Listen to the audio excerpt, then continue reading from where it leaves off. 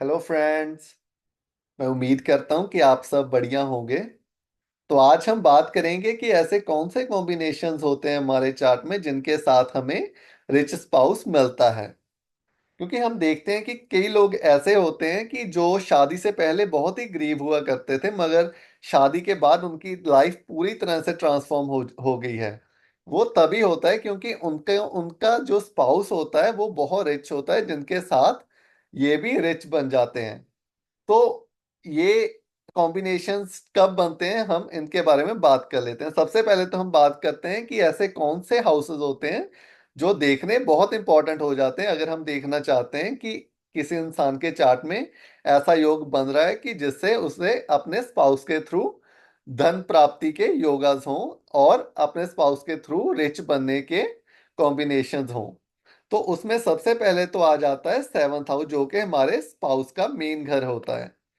तो seventh house के साथ साथ और कौन से दो घर हैं, उनमें आ जाता है सेकंड हाउस, जो कि हमारे अकाउंट बैलेंस को दर्शाता है।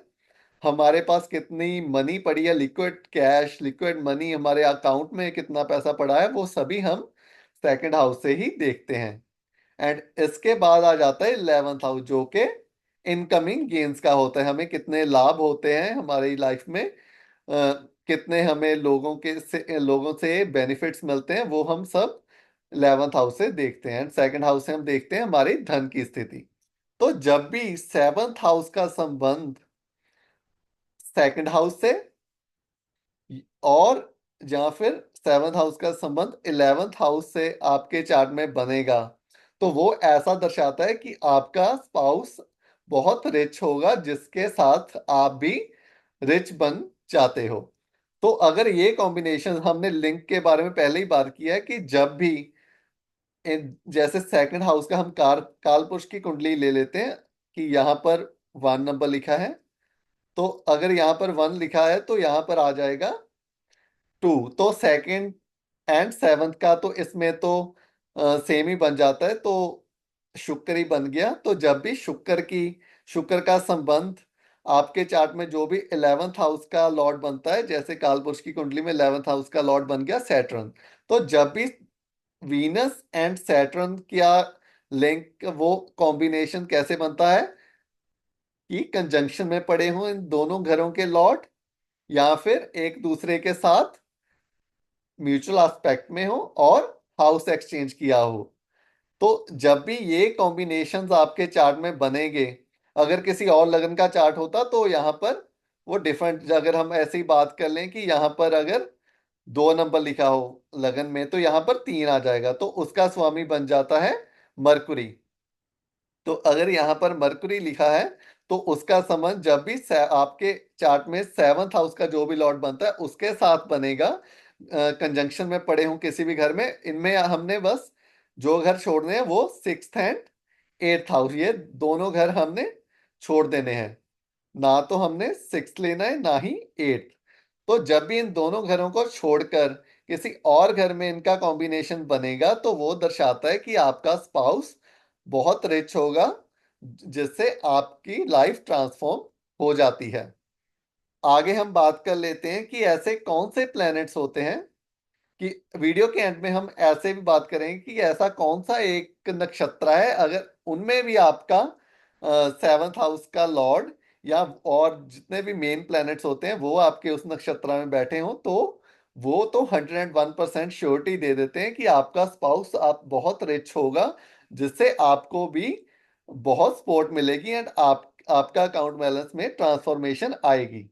तो अब हम बात कर लेते हैं कि कौन से ऐसे प्लैनेट्स होते हैं जो देखने अनिवार्य हो जाते हैं। तो सबसे पहले तो अगर हम किसी मेल का चार्ट देख रहे हैं तो उसमें तो वीनस की स्थिति, जब भी वीनस का संबंध, किसी भी लगन का चार्ट हो सकता है, तो उसमें जब भी वीनस का संबंध आपके चार्ट में सेकंड हाउस या फिर 11th हाउस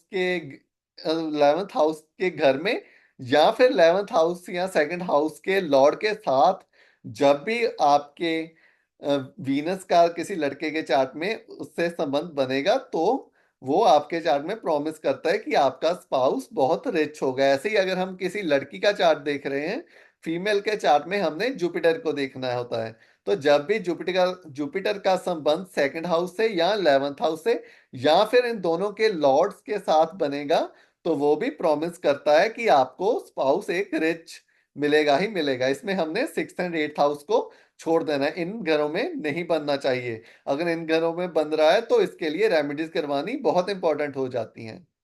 तो ऐसे ही हम बात कर लेते हैं कि ऐसे ही अगर आपके चार्ट में जो हम जेमिनी सूत्र के बारे में पढ़ते हैं, तो उसमें जो धाराकार का प्लेनेट होता है जो आपके स्पाउस को दर्शाता है, तो जब भी लोएस्ट डिग्री प्लेनेट जो भी आपके चार्ट में है, राहु एंड केतु को छोड़ के, और जो जितने भी 7 प्लेनेट बचे हैं उनमें से जिसकी भी डिग्री सबसे कम है आपके चार्ट में, तो वो आपका बना धाराकार का। तो जब भी धाराकार का संबंध 2nd एंड 11th हाउस के साथ या इन दोनों के लॉर्ड्स के साथ बनेगा 6th एंड 8th हाउस को छोड़कर, कहीं भी बन रहा हो या फिर म्यूचुअल एस्पेक्ट में हो, तो वो आपके चार्ट में एक प्रॉमिस करते हैं कि आपको इस स्पाउस मिलने के पॉसिबिलिटीज बहुत हायर हैं।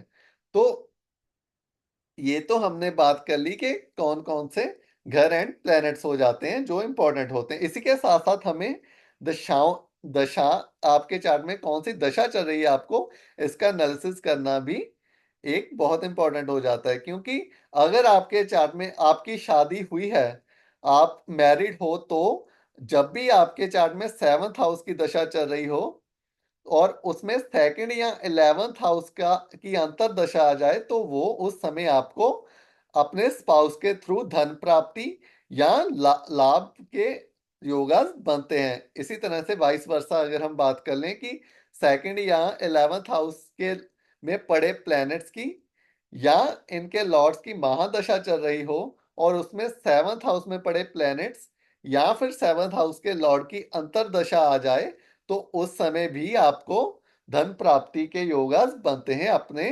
स्पाउस के थ्रू। तो ये तो कॉम्बिनेशन हो गए कि आप वेल्दी बनोगे अपने स्पाउस के थ्रू या नहीं। तो इसके बाद हम बात कर लेते हैं कि नक्षत्रास देखने भी बहुत इंपॉर्टेंट हो जाते हैं।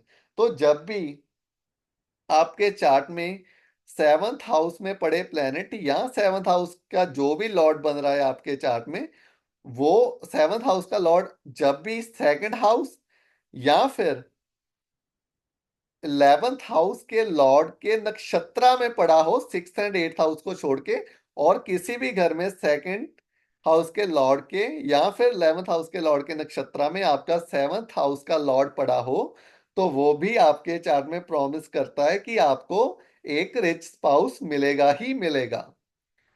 तो इसके बाद हमने ये तो डी वन चार्ट की बात कर ली। तो डी1 चार्ट के साथ साथ हमें डी9 चार्ट का एनालिसिस करना मोस्ट इंपॉर्टेंट हो जाता है, क्योंकि उसके बिना हम किसी भी कंक्लूजन पर नहीं पहुंच सकते। अगर यही कॉम्बिनेशंस आपके डी9 चार्ट में भी बन रहे हैं मगर डी1 चार्ट में नहीं बन रहे, तो भी आपने डिसअपॉइंट नहीं होना, क्योंकि डी9 चार्ट में भी अगर ये कॉम्बिनेशंस आपके बन जाएं, तो वो भी प्रॉमिस करते हैं कि आपको एक रिच स्पाउस मिलेगा ही मिलेगा। तो उसमें लगन एंड डी9 चार्ट में भी आपने लगन एंड 9th हाउस की स्थिति देखनी बहुत जरूरी हो जाती है। एंड वीनस की एंड जुपिटर की, अगर हम किसी लड़के का चार्ट देख रहे हैं तो उसमें वीनस की स्थिति, अगर लड़की का चार्ट देख रहे हैं तो उसमें नवाश में जुपिटर की स्थिति देखनी मोस्ट इंपॉर्टेंट हो जाती है। उसके बिना हम किसी कंक्लूजन पर नहीं पहुंच सकते। ये बात आपने ध्यान में रखनी है जब भी आप अपनी चार्ट का एनालिसिस कर रहे हो या फिर आप अपने क्लाइंट्स की चार्ट का एनालिसिस कर रहे हो, तो उसमें डी9 चार्ट के बिना आपने कोई भी प्रेडिक्शन नहीं करनी। तो ये बात आपने ध्यान में अवश्य रखनी है। तो अब हमने जैसे वीडियो के बीच बात की थी कि ऐसा कौन सा वो नक्षत्र है, अगर उस नक्षत्र में आपका 7th हाउस का लॉर्ड या फिर आपका धाराकार का और लड़के के चार्ट में वीनस या फिर लड़की के चार्ट में जुपिटर उस नक्षत्र में पड़ा हो, तो वो आपके चार्ट में 101% प्रॉमिस करता है कि आपको रिच स्पाउस मिलने से कोई नहीं रोक सकता। तो वो कौन सा नक्षत्र आ जाता है? वो है धन्यष्ठा नक्षत्र, जो कि मार्स का नक्षत्र होता है। तो जब भी ये नक्षत्र में आपका 7th हाउस का लॉर्ड या फिर और जितने भी प्लैनेट्स की बात की है मैंने आपके साथ, धाराकार का हो गया, वीनस या जुपिटर हो गया, ये आपके चार्ट में धनिष्ठा में पड़े हों तो ये स्टैंप लगा देते हैं आपके चार्ट में कि आपको आप एक 101% रिच स्पाउस मिलेगा ही मिलेगा, उससे आपको कोई नहीं रोक सकता, क्योंकि ये आपके चार्ट में पहले से ही अपनी डेस्टिनी में आपके लिखा हुआ है कि आपको रिच स्पाउस मिलेगा ही मिलेगा। तो ये तो हमने बात कर ली कि कौन कौन से कॉम्बिनेशंस होते हैं जिनके साथ हमें एक वेल्दी स्पाउस मिलता है एंड हमारी लाइफ पूरी तरह से ट्रांसफॉर्म हो जाती है शादी के बाद। तो आगे हम इसी तरह से किसी और नए इंटरेस्टिंग टॉपिक के साथ बात करेंगे। तो अगर आप मुझसे पर्सनल कंसल्टेशन लेना चाहते हैं तो guys you can get my email from my description, मैं वीडियो के डिस्क्रिप्शन में भी डाल दूंगा अपनी ईमेल, तो आप उस पर मेल करके मैं आपके साथ आपको जल्दी से रिस्पॉन्ड करूंगा आपकी क्वेरी का, जितनी जल्दी हो पाएगा। तो all consultations are paid guys, तो ये बात मैं आपको पहले क्लियर कर देना चाहता हूँ। कई लोग मेल कर कर पूछते हैं कि आप पेड कंसल्टेशन करते हो या फिर फ्री में, तो सभी कंसल्टेशंस पेड होती हैं। तो इसी के साथ मैं आगे आपके साथ किसी और नए टॉपिक के साथ बात करूंगा। तो तब तक के लिए धन्यवाद गाइस वीडियो देखने के लिए, और मिलते हैं किसी और नए इंटरेस्टिंग टॉपिक के साथ। I hope you guys enjoy the video and you all have a wonderful day. तब तक के लिए धन्यवाद, बाय, टेक केयर।